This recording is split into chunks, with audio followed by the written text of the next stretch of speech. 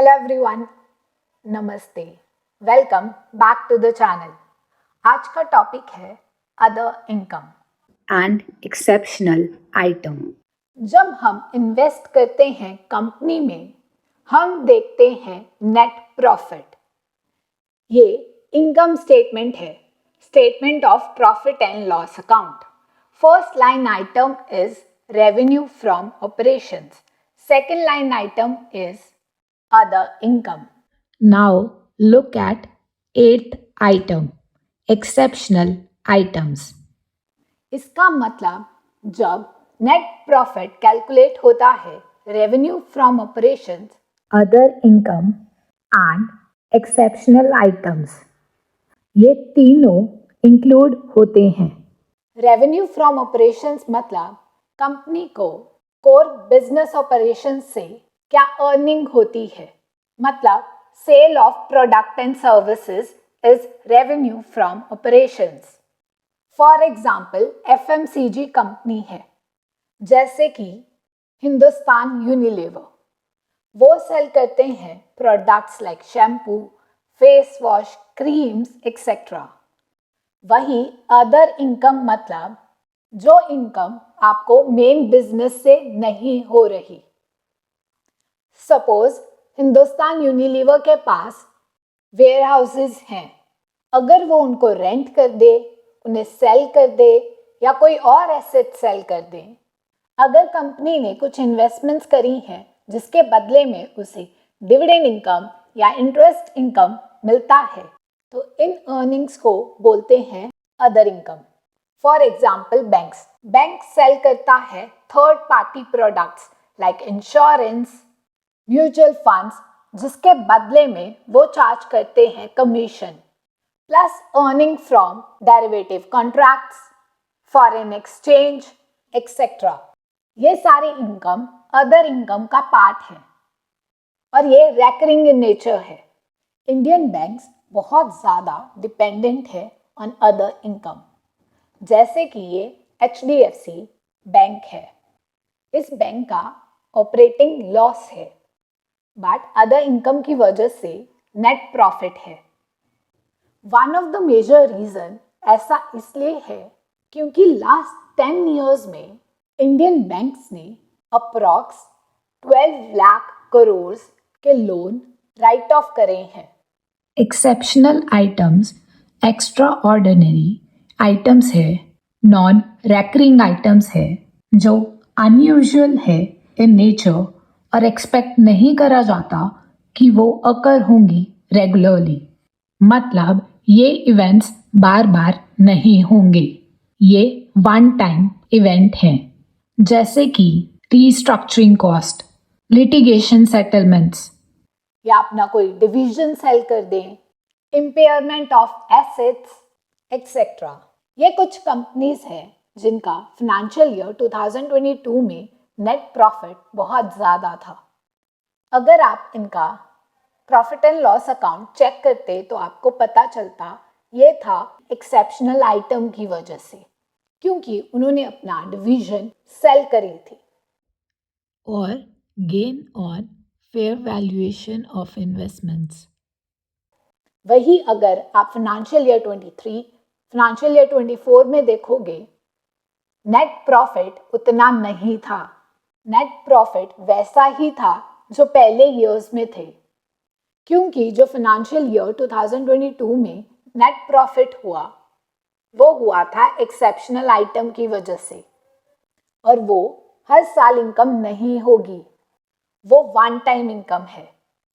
क्योंकि financial year 2022 में net profit बहुत ज़्यादा था, जिसकी वजह से इनका अर्निंग पर शेयर भी बहुत ज़्यादा था। अर्निंग पर शेयर मतलब net profit divided by number of outstanding equity shares. अगर अर्निंग पर शेयर ज़्यादा था तो उनका PE रेशियो मतलब market price divided by earning per share बहुत कम हो गया। उनका प्राइस टू अर्निंग रेशियो बहुत कम हो गया compare to the peers and industry average, जिसकी वजह से लोगों को लगा कि ये अंडर वैल्यूड स्टॉक है, बट ऐसा केस नहीं था। इसलिए आपको नेट प्रॉफिट से रिड्यूस करना है एक्सेप्शनल आइटम। एक्सेप्शनल आइटम को रिड्यूस करने के बाद जो अमाउंट आएगी वो यूज करनी है टू कैलकुलेट पीई रेशियो। इसलिए जब भी आप न्यूज़ सोशल मीडिया पर सुनते हैं कि इस कंपनी का नेट प्रॉफिट इस बार 50%, 60% एक्सेट्रा इंक्रीज हुआ है, तो आपको चेक करना चाहिए क्या वो रेवेन्यू की वजह से इंक्रीज हुआ है, एक्सेप्शनल आइटम्स है, अदर इनकम की वजह से इंक्रीज हुआ है, या उनकी कॉस्ट डिक्रीज हुई है। इसलिए आपको कंसीडर नहीं करना है एक्सेप्शनल आइटम। यूजली लोग यूज करते हैं स्क्रीनर। जब आप स्क्रीनर पर कंपनी सर्च करोगे, सर्च करने के बाद प्रॉफिट एंड लॉस अकाउंट में ऑपरेटिंग प्रॉफिट मार्जिन के अंडर आपको अदर इनकम शो होगा। अगर अदर इनकम बहुत ज़्यादा है तो आप इसे एक्सपैंड कर सकते हैं बाय क्लिकिंग ऑन प्लस। तो इस पर लिखा होगा other income normal and exceptional income. अगर एक्सेप्शनल इनकम अदर इनकम ज़्यादा है तो आपको एनुअल रिपोर्ट चेक करनी चाहिए। वही स्क्रीनर की वेबसाइट पर आप नीचे स्क्रॉल करोगे, आएगा एनुअल रिपोर्ट। आप लेटेस्ट वाली पर क्लिक करें। क्लिक करेंगे, सर्च करेंगे अदर इनकम, तो अदर इनकम की आपको बाइफर्केशन मिलेगी। बहुत सारी कंपनीज हैं जिनमें ऑपरेटिंग लॉस है, बट अदर इनकम की वजह से वो प्रॉफिट शो करते हैं। किसी भी कंपनी में उनका मेजर इनकम होनी चाहिए मेन बिजनेस से, क्योंकि कोई भी बिजनेस तभी चलेगा इन द लॉन्ग रन अगर वो अर्न कर पा रहा है फ्रॉम मेन बिजनेस। कोई बिजनेस कितनी देर ही चल सकता है बाय सेलिंग द एसेट्स। एक दिन तो वो सारे एसेट्स भी तो खत्म हो जाएंगे। हो सकता है कुछ सेक्टर्स में अदर इनकम सब्सटेंशियल पार्ट हो नेट प्रॉफिट का। इसके लिए आपको चेक करनी चाहिए annual report of the company और कंपेयर करना चाहिए विद पीयर्स। अगर उनके पीयर्स इतना डिपेंडेंट नहीं है अदर इनकम पर, बट ये कंपनी है, तो आपको प्रेफर करना चाहिए पीयर्स, ना कि ये कंपनी। अदर इनकम ज़रूरी ही नहीं कि वो पॉजिटिव हो, वो नेगेटिव भी हो सकती है।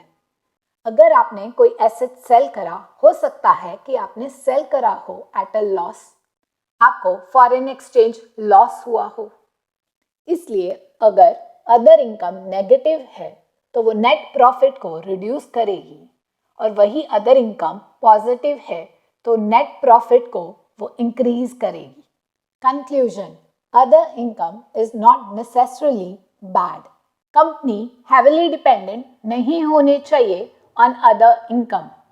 अगर वो एक्सेप्शनल आइटम की वजह से उनका नेट प्रॉफिट ज़्यादा है तो आपको उन कंपनीज को अवॉइड करना है, क्योंकि हो सकता है कि ये कंपनीज मास्क कर पा रही हैं अपने issues in core business operations.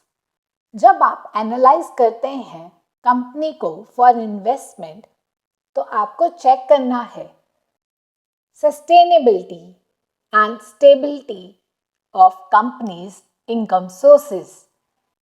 जब आप चेक करते हैं कि नेट प्रॉफिट एक्चुअली में इंक्रीज हुआ या नहीं हुआ, तो आपको नेट प्रॉफिट से रिड्यूस करना चाहिए अदर इनकम। फिर आपको चेक करना चाहिए कि क्या एक्चुअल में नेट प्रॉफिट इंक्रीज हुआ या नहीं हुआ। अगर आप चेक करना चाहते हैं कि कंपनी का रेवेन्यू इंक्रीज हुआ या नहीं हुआ, तो आपको सिर्फ रेवेन्यू फ्रॉम ऑपरेशंस देखना है। हो सकता है कुछ सेक्टर्स में अदर इनकम एक सब्सटेंशियल अमाउंट हो, वो सेक्टर्स टू सेक्टर डिपेंड करता है। Example financial sector. बट किसी भी कंपनी का जो मेन अर्निंग्स है वो होनी चाहिए from core business operations. Disclaimer, I'm not registered with SEBI. I'm not an expert. This is not a financial advice. This is for educational purposes. I'm also learning day by day. If you like this video, give it a thumbs up and subscribe to this channel. If you have any doubts or you want to recommend any topic, comment down below. Thank you for watching. See you soon.